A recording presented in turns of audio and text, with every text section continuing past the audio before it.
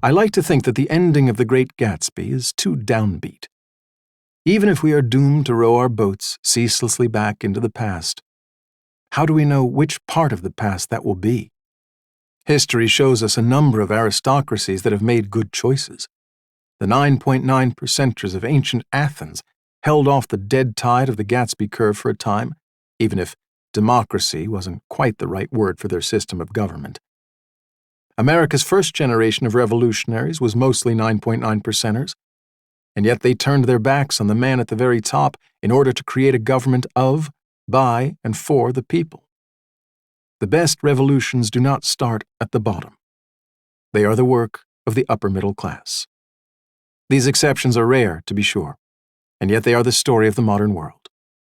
In total population, average life expectancy, material wealth, artistic expression, rates of violence, and almost every other measure that matters for the quality of human life, the modern world is a dramatically different place than anything that came before. Historians offer many complicated explanations for this happy turn in human events: the steam engine, microbes, the weather. But a simple answer precedes them all: equality. The history of the modern world is the unfolding of the idea at the vital center of the American Revolution. The defining challenge of our time is to renew the promise of American democracy by reversing the calcifying effects of accelerating inequality. As long as inequality rules, reason will be absent from our politics.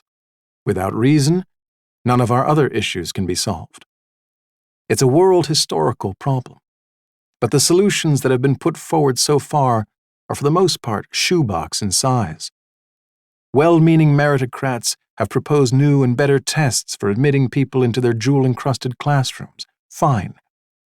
But we aren't going to beat back the Gatsby curve by tweaking the formulas for excluding people from fancy universities.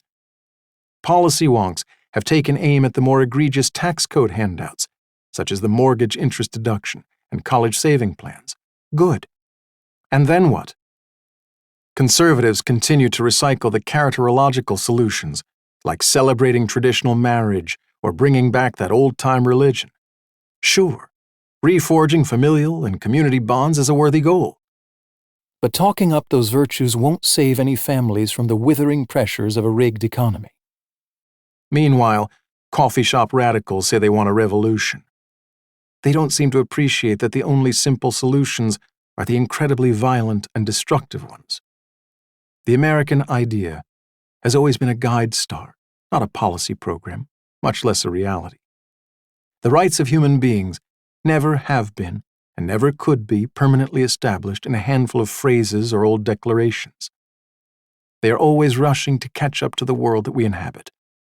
In our world now, we need to understand that access to the means of sustaining good health, the opportunity to learn from the wisdom accumulated in our culture, and the expectation that one may do so in a decent home and neighborhood are not privileges to be reserved for the few who have learned to game the system. They are rights that follow from the same source as those that an earlier generation called life, liberty, and the pursuit of happiness.